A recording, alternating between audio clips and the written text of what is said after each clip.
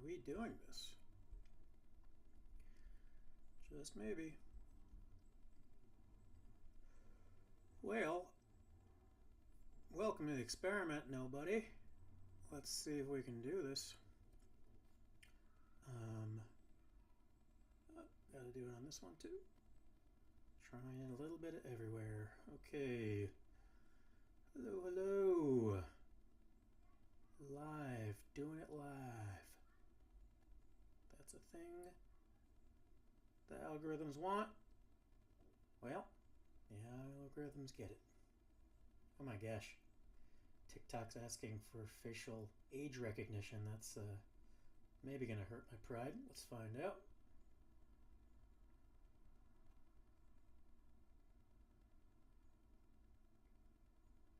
Place my face in here.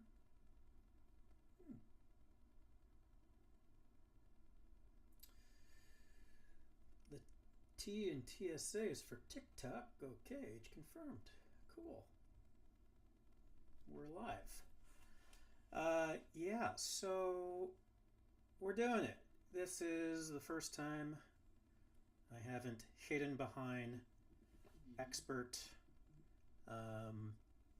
commentary and thinking in best practices of a communications expert that has always learned to moderate the message, because someone's gonna grab this in 5 years and it's gonna bite me in the tush, So,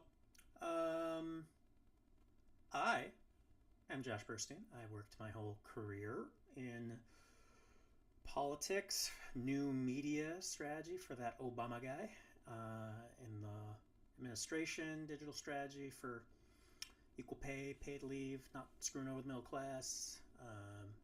Just every even numbered October been in battleground states, mainly Wisconsin, trying to get people to give a darn about these elections.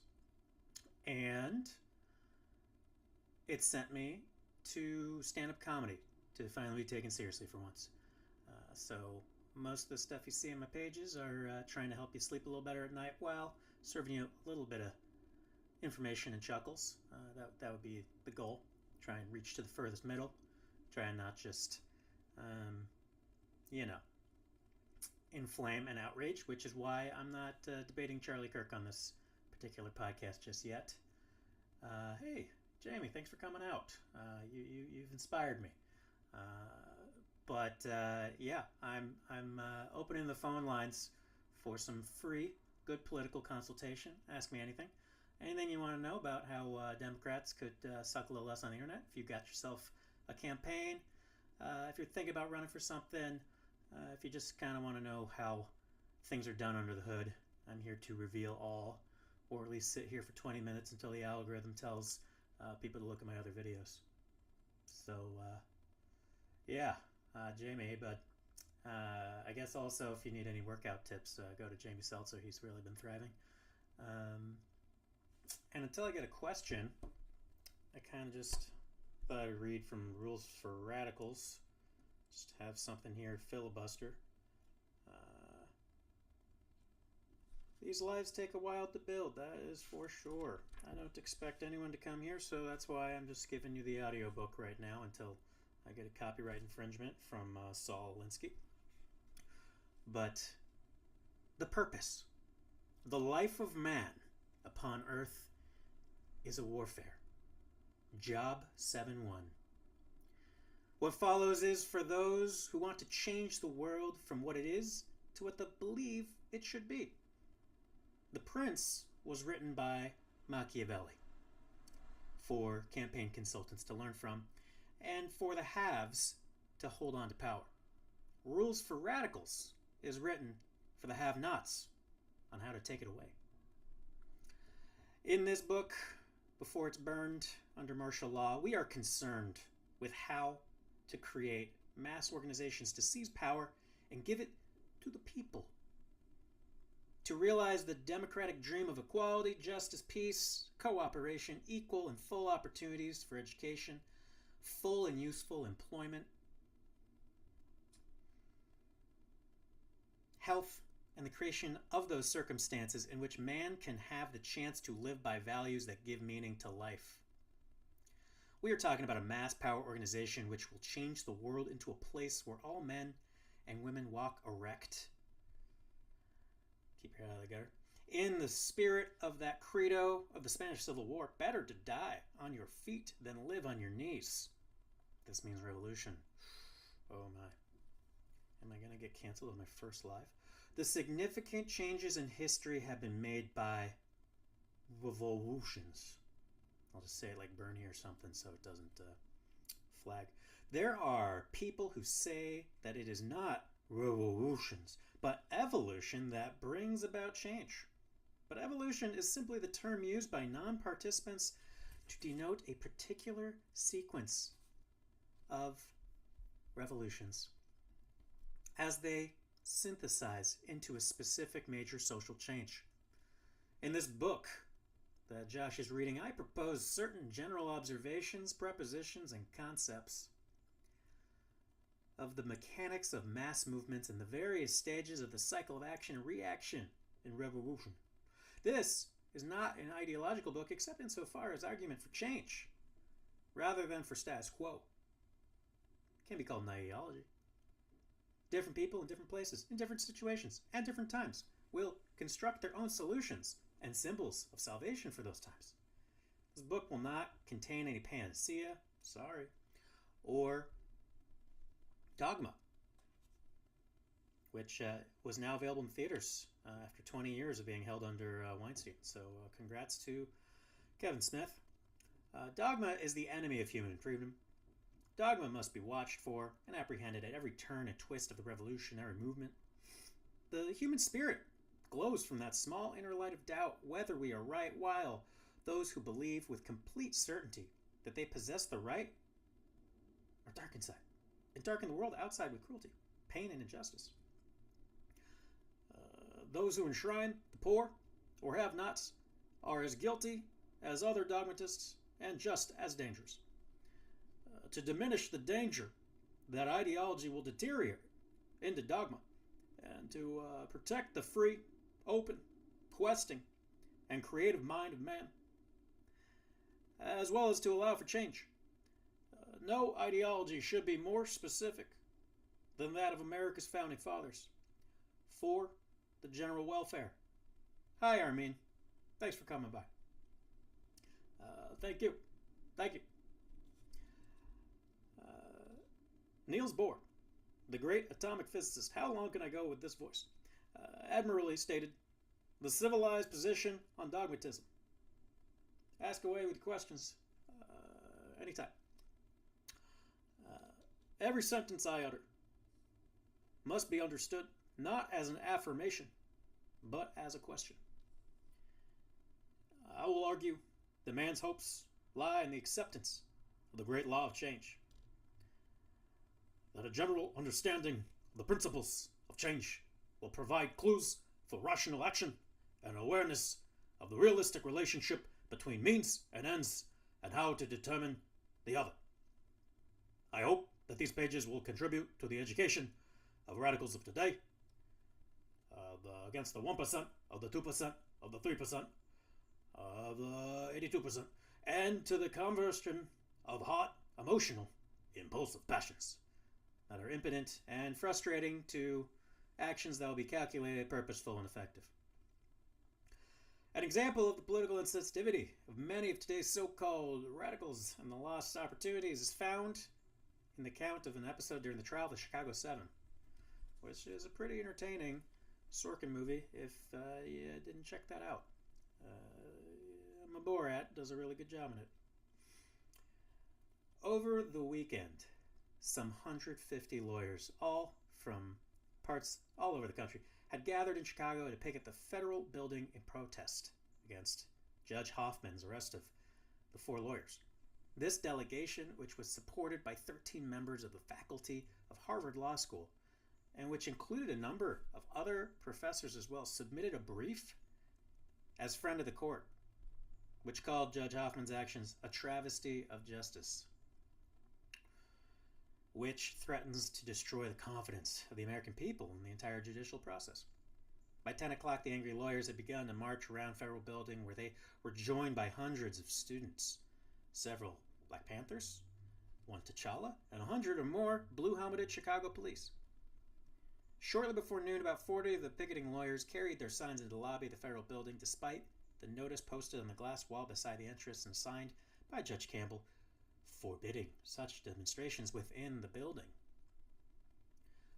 Hardly had the lawyers entered, however, then Judge Campbell himself descended to the lobby dressed in his black robes and accompanied by a marshal, a stenographer, and his court clerk, surrounded by the angry lawyers who were themselves encircled by a ring of police, federal marshals, ICE.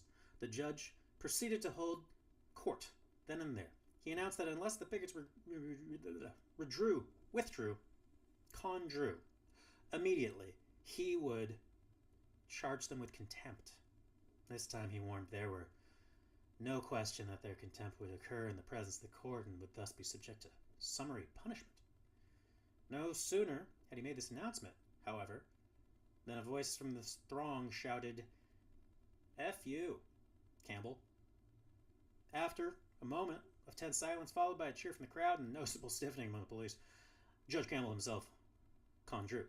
Then the lawyers, too, left the lobby and rejoined the picket on the sidewalk. That is from Jason Epstein's The Great Conspiracy Trial, Random House, 1970. Go to your local library and check that out, because that is a great public service that taxpayer dollars support. And, if you haven't downloaded Libby yet, there is really no reason to have just about anything else. You can go utilize your public library for audiobooks. You can get some comic books. You can get some great Blu-rays. Really hidden gem there if you haven't checked it out in a while. Anyway, I could read for forever, but I'd rather answer some questions. Unfortunately, I'm talking to myself for the most part. And I guess this is why people are going insane and living by themselves, surrounded by no one, having relationships exclusively online. It's too hot to be outside, which is why I thought this might be a fine day to start whatever this is. Yeah. Shuya, how do you pronounce your name? Shuya. I'm here to be an entertainer. This is open mic night. I'm used to doing some tight fives. I'm used to going out into the purplest parts of America, talking about infrastructure, making a couple dick and fart jokes, and then, getting them to understand that climate change is real and happening, and it's not a red or blue issue. Would really love to depoliticize our melting Earth. Not trying to be too urgent about it, but, weather's getting weirder. No one denies temperature weirding, it's been a rough summer for everybody. And we just want to make sure people have resources for when flash floods happen, for when the University of Miami has to move to Wyoming, stuff like that.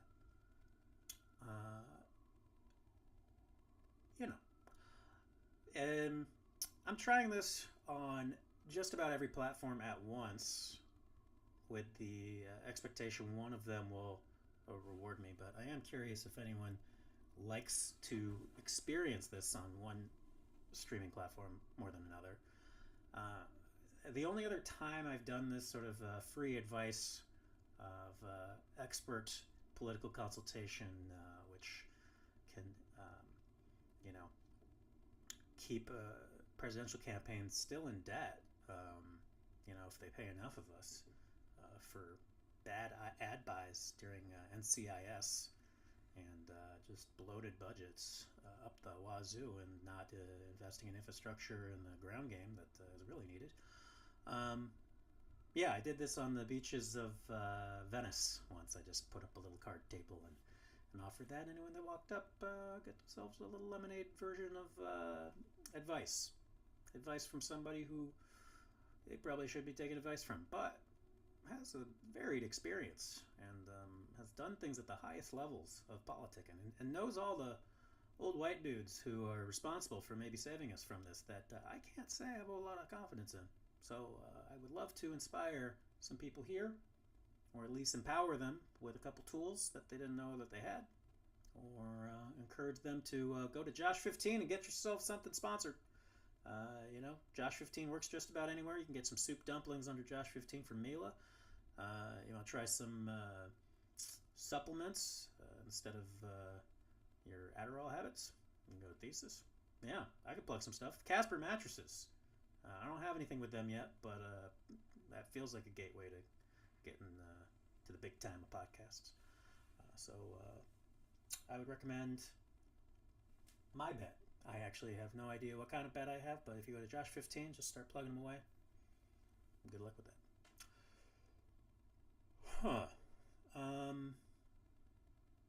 Well, this is it. This is the live experience. I also could play video games. I'm pretty good at that. Or I could talk about fantasy football picks. When I say AMA, I'm talking horse-sized ducks. I mean, I would like to get granular and have a constructive conversation about the state of play of how we, can have some success these midterms and lessen the fresh hells of every day we're having currently. But that's up to you guys and the almighty algorithm that might be continually suppressing me, also because I don't have a specific brand and have just been kind of all over the place my whole life, or living in the shadows and fealty to campaigns because the attention shouldn't have been on me. It was supposed to be about this Barack Obama guy who was a great boss. But now everybody's just trying to make their way onto MSNBC. So this is where it all goes down, right? All right, callers. I'm going to say this was a good first effort. Actually, you know what? No, I'm going to push this workout a little harder because it's been 17 minutes. Well, big question I got here in the 11th hour. But is there something practical and actionable people alone at home can do as we watch this capital turn into a military state under martial law, like a Gerard Butler movie? Feels like everyone's getting twitchier, and that's not in reference to the streams. Yeah. I think Mayor Bowser said herself, Mayor of DC, that there's not really much you can do. I think even more so, this was the front court easiest bank shot for this administration to do this overreach, because taxation without representation, literally, DC has to get its budgets approved by Congress, which is wild. It is larger than 5 states in population, I believe. But yeah, I think as far as DC goes, it is tough. Other than honor those curfews, and they're going to find whatever excuses they can, especially when there's nothing happening right now. This is invented problems so that they can justify maybe bigger overreaches when it comes to elections in November, right? So I would suggest things are going to get worse before they get better. That's just sort of across the board. My expectation at home is be vigilant, record things, show if you see something, documentation that is irrefutable if you are seeing this stuff, to help build that collective case that this was a total unnecessary waste of time, resources, fear-mongering, did not make us safer. I would continue to educate people that violent crime has been down 30% last year in DC. It was a further 26% down this year so far.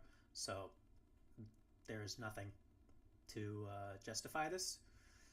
There was nothing to justify the California one. Honestly, in LA, you could be 3 blocks away and you wouldn't have known what was going on. And so it is finding ways to share with the people that might be persuadable, might be looking the other way, might activate if they knew just how clear and present a danger this is. Um, so I don't think that there's any amount of alarmism right now. It's like, dude's a level 1 boss battle who's been telegraphing all of his plays, and we still can't stop it. So if we're not stepping it up our engagement a notch, wherever you are in the ladder, then this is definitely a wake up call. And feel for it if you're over there in the DC area having to endure, but stay strong and be ready to organize and be loud in the street the right way. Hope that helps. I mean, again, there's no easy answers. There's no panacea right now, but it's really just a tough time in America, and he wants to make people miserable in blue cities. That's sort of the game. Drag everyone down with him. I think the second Zoran takes over in New York, we won't have a breath for him to try and enact anything fun, because it's going to be kind of coming from bureaucrats in Albany. It's going to be fun police there, and it's going to be real, literal raids from our friends in DC. And so having to navigate that in New York is really going to make a huge pivot. So that's what I'm looking for coming here from you in Brooklyn. I think what they're looking for are case studies and excuses to say, like, we found 2 cases of voter suppression in the history of all time, and then that justifies suppressing the vote with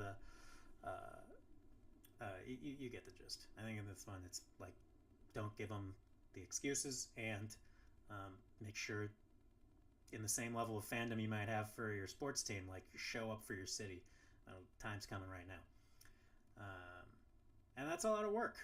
But, like, in a lot of other parts of the world, you got people out in the streets every other day, full populations, making people understand that they're not satisfied with their leaders, and that's not representative of them. Yeah. Appreciate you. Thanks for asking the question, mate. Thanks for tuning in. Anything else? I like to be a grieving optimist. I like to give you something constructive. I think my area of expertise is more in the launch strategies, in the building movements, right? Helped March for Our Lives. All the Parkland students was doing their digital comms for that crazy 2-3 week sprint, and at the same time, that's one of those where you're like, we made the largest gathering, youth movement history of all time, and I'll take my small little bit of credit on that. But what happened, right? Like, what kind of actions are we actually going to get out of our leaders? And so, unfortunately, we don't get to do much until we have power again, until we have checks on power. This is what he's doing in terms of overreach when he has Congress within margin. I don't know what happens when he just decides to fully not listen to us. But the best we can do to actually shift levers of power is make our blue strongholds, a stronghold for good ideas and good people, and just show the model of how the U.S. can work better. It's actually one of the big reasons I'm really bullish on Illinois. I think when you got a guy like Pritzker in there showing what a Midwest, very, very red place other than Chicago, I think that can really be the gold standard in the next couple of years of what leadership can look like. Every governor is basically the president of their state, and they have a very strong coalition there with Whitmer and Evers and Minnesota as well. So good neighbors as well to just sort of see what happens when people actually can get in lockstep and cooperate and share resources and start, march on the same beat, right? Do we have any other questions? Otherwise, I just ramble on tangents. But yeah. Well, I'd say this was a fine first offering. I'm going to try and do some more free, good political advice from time to time. Get your questions ready, and I hope this encourages people to give a darn a little more and not tune out the news because that's what they want you to do. So stay great, stay strong, and watch some more of my silly stuff. But thanks for giving this a shot.